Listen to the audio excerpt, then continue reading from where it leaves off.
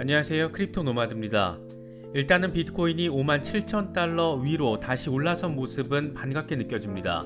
하지만 시장 주변을 둘러싼 모습들을 보면 기대와 걱정이 교차할 수도 있는 그런 소식들이 전해지고 있습니다. 먼저 미국에서의 테이퍼링 이슈는 좀 더 가시화된 모습을 보이고 있습니다. 13일 공개된 9월 FOMC 회의록을 보면 연준 정책 결정자들은 11월 중순 또는 12월에 테이퍼링 착수가 필요하다라는 데 의견을 모은 것으로 나타났습니다. 무엇보다 9월 소비자 물가지수가 예상보다 높게 나오면서 조기 테이퍼링 착수 가능성 또한 높아지고 있습니다. 비트코인 시장에 어느 정도 영향을 미칠지가 관심사입니다.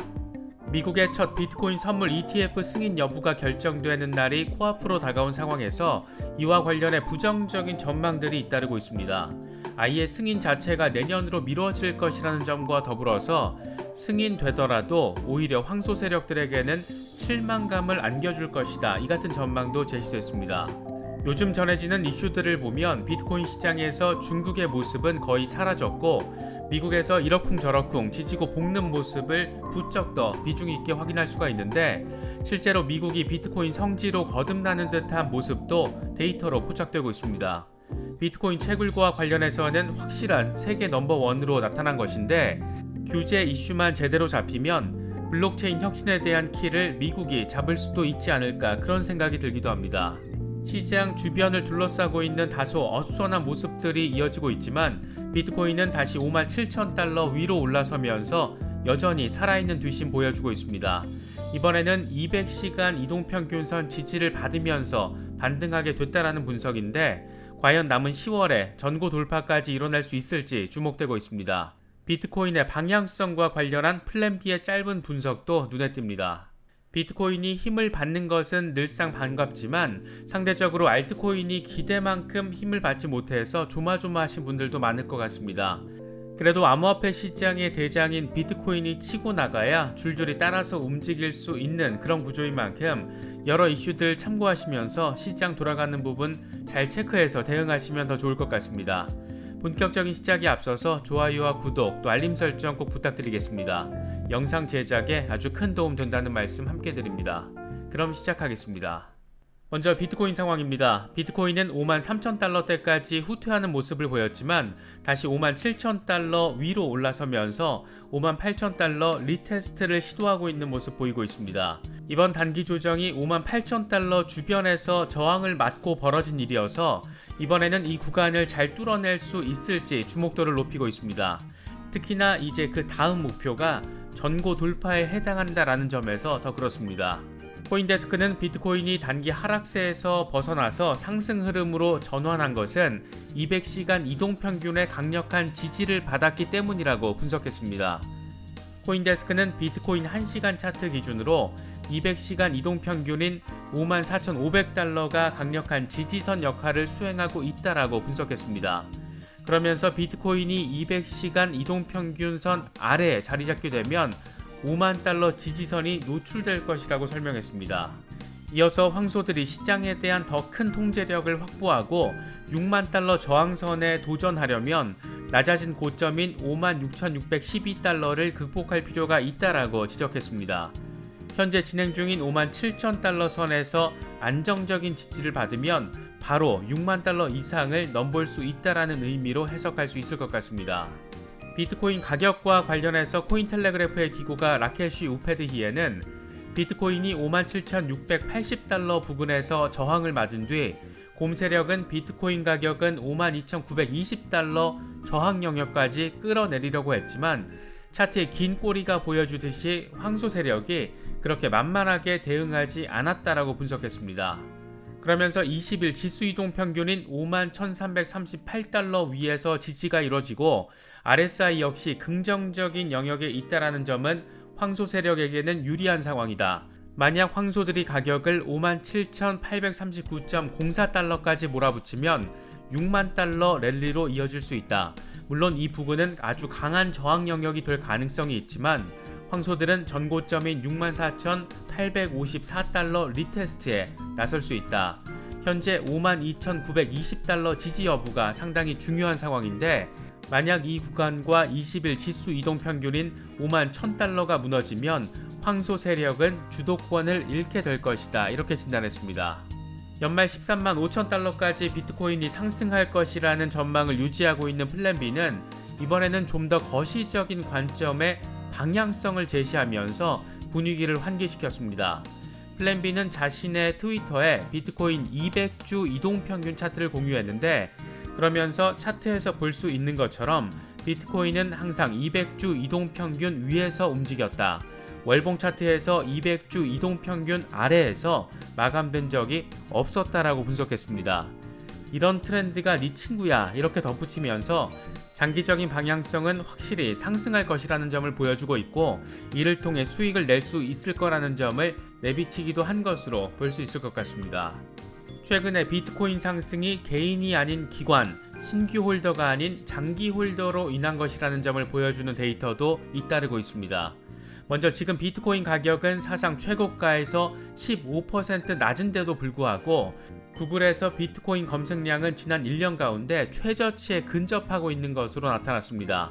이와 관련해서 디지털 자산 운용사 캐르피올 인베스트먼트의 설립자 찰스 에드워드는 이번에 비트코인이 6만 달러에 가까워질 때의 무덤덤함은 마치 2020년 10월 랠리 직전을 연상시킨다라고 평하기도 했습니다.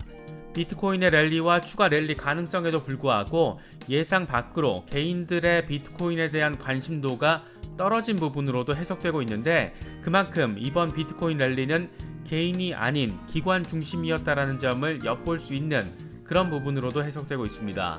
코인쉐어스의 암호화폐 펀드 보고서를 통해서도 기관 중심의 흐름을 포착할 수가 있습니다. 코인쉐어스는 지난주 2억 2,600만 달러가 암호화폐 펀드에 신규 유입됐다라고 밝혔습니다. 특히 이 가운데 비트코인에 들어온 규모가 2억 2,500만 달러로 거의 대부분의 비중을 차지했습니다.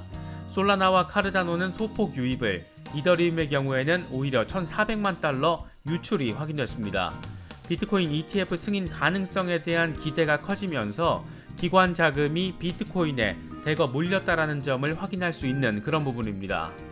또 글래스노드가 공개한 데이터를 보면 비트코인 장기 홀더들의 지갑에는 전체 공급량의 70%인 1330만 BTC가 담겨 있는 것으로 나타났습니다.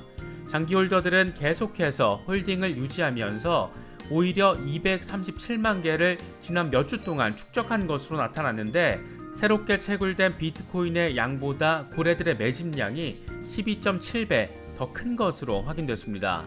이런 데이터들을 종합하면 최근에 비트코인 랠리는 기관, 고래, 장기 홀더 중심으로 펼쳐졌다라는 점을 확인할 수 있습니다.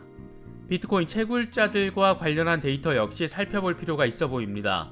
먼저 크립토퀀트 주기영 대표는 자신의 트위터를 통해서 비트코인 채굴자들이 강세를 전망하고 있다. 중국의 암호화폐 금지에도 불구하고 중국 채굴자들은 채굴 지갑의 비트코인을 여전히 보유하고 있다. 올해 초에 비해서 채굴자 유출이 크지 않고 해시파워는 미국의 채굴자들로 인해서 회복됐다. 이렇게 설명했습니다. 실제로 미국 채굴자들이 아주 열일을 하고 있다는 게 데이터로도 확인됐습니다. 캠브리지 비트코인 전기 소비 지수 자료를 보면 미국이 현재 총 비트코인 채굴 활동의 3분의 1 이상을 차지하고 있는 것으로 나타났습니다. 채굴의 중심지가 되고 있는 겁니다. 미국은 전 세계 비트코인 해시레이트 가운데 35.4%를 차지하고 있고, 카자흐스탄이 18%, 러시아가 11%로 뒤를 이었습니다. 미국이 이런 데이터로 보더라도 비트코인 채굴과 관련한 세계 중심지로 거듭난 것을 확인할 수가 있습니다. 조금 많이 웃긴 부분은 중국의 해시레이트 비중은 0%, 제로로 나타났는데 채굴 활동이 전혀 아예 완전히 없는 것으로 확인이 된 겁니다. 이런 거 보면 진짜 중국 공산당은 대단한 것 같습니다. 세계 비트코인 채굴의 중심지였던 중국의 채굴을 아예 0%로 바꿔놓은 겁니다. 물론 중국 내에서 여전히 소규모 채굴이 비밀리에 이루어지고 있다는 지적도 존재하는데, 이걸 또 중국 공산당이 놓치지 않고 작고 은밀한 채굴 작업 단속을 위한 방법을 개발하고 있는 것으로 알려지고 있습니다. 암호화폐 미디어 더 블록은 중국 정부기관과 국영기업이 비밀리에 진행되고 있는 암호화폐 채굴 작업에 대한 단속을 강화하고 있다. 소규모 채굴자의 경우에는 지금은 단속을 피할 수 있는 방법이 있지만 그물망이 점차 좁혀지고 있다 이렇게 보도했습니다. 캣앤마우스 플레이라고 제목을 달았는데 톰과 제리의 싸움에서 늘상 승자는 제리였다라는 점을 새삼 떠올려 보게 되는 것 같습니다. 중국 공산당이 아주 씨를 말리겠다라는 의지 다시 한 번 더 내보인 것으로도 볼 수 있을 것 같은데 애처롭게도 이제 시장은 이런 중국의 방식에 반응하지 않고 있는 그런 모습입니다. 비트코인의 중심지가 중국에서 미국으로 방향성을 완전히 바뀐 모습을 보이고 있는 가운데 미국에서는 두 가지 주요 이슈가 시장의 관심사로 떠올랐습니다. 먼저 자본시장 전체의 주목도를 이끌어내고 있는 것은 테이퍼링 이슈입니다. 13일 공개된 9월 FOMC 회의록을 보면 연준 의사결정자들은 대부분 11월 중순 또는 12월 테이퍼링 착수의 의견을 모은 것으로 확인이 됐습니다. 회의록에는 경기 회복세가 폭넓게 궤도를 유지할 경우에 참석자들은 내년 중반쯤 마무리될 점진적인 테이퍼링 절차가 적절한 것으로 대체적으로 평가했다 이렇게 나타나 있습니다. 다음 FOMC 회의가 열리는 11월 2일과 3일에 테이퍼링 착수 결정이 내려질 경우에 테이퍼링은 11월 중순 또는 12월 중순에 시작될 수 있는 상황으로 해석되고 있습니다. 다만 연준 정책 결정자들은 테이퍼링 착수가 금리 인상 임박을 암시하는 것은 아니다라는 입장을 덧붙이면서 시장을 달래려는 신호를 보내기도 했습니다. 특히 같은 날 발표된 미국의 9월 소비자 물가지수가 전년 대비 5.4%나 상승한 것으로 나타나서 예상보다 강력하게 인플레이션 압력이 지속된 것으로 해석되고 있습니다. 이런 상황은 테이퍼링 연내 착수를 기정사실로 받아들이게 만드는데 한몫을 하고 있는 분석입니다. 가중되는 인플레이션과 이에 대한 정책적인 대응이 인플레이션 해지 수단으로 주목받는 비트코인에 얼마나 영향을 미칠지 주목되고 있는 그런 상황입니다. 또 하나는 미국의 비트코인 ETF 승인 여부입니다.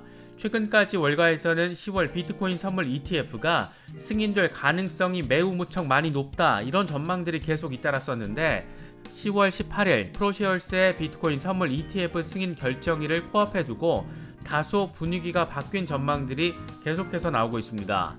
블룸버그는 비트코인 선물 ETF가 승인될 것이라는 기대감이 커지고 있지만 출시가 되더라도 실제 효과는 황소들의 기대에는 미치지 못할 수 있다 이렇게 보도했습니다.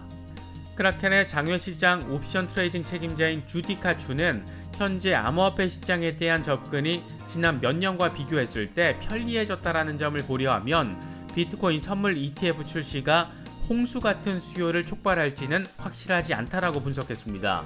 이미 개인 투자자들은 수많은 거래소와 페이팔, 스퀘어 등을 통해서 매매를 하고 있고 기관 투자자들 역시 그레이스케일 신탁 등을 통해서 노출되고 있다는 겁니다.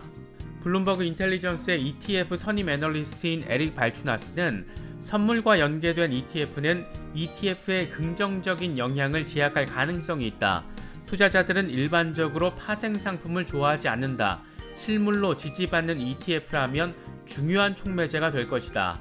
나는 선물 ETF를 아주 작은 촉매제로 본다 이렇게 설명했습니다.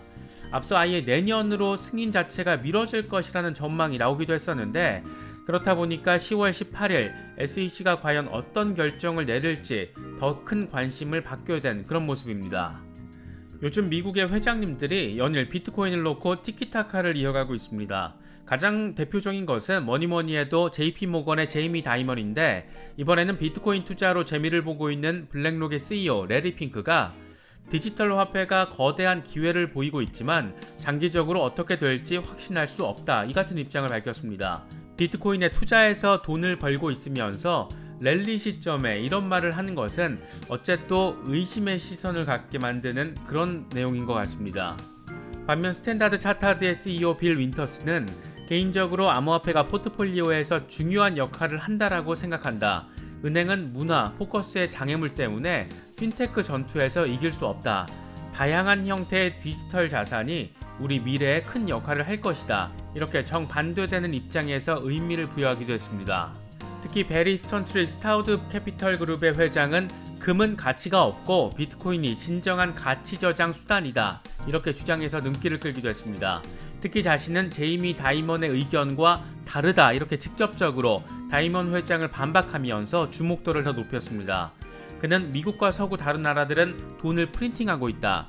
사람들은 이 같은 정부 발행 통화, 피아트 머니를 신뢰하지 않는다. 이렇게 말하면서 물가 폭등으로 하이퍼 인플레이션을 겪고 있는 볼리비아를 예로 들었습니다.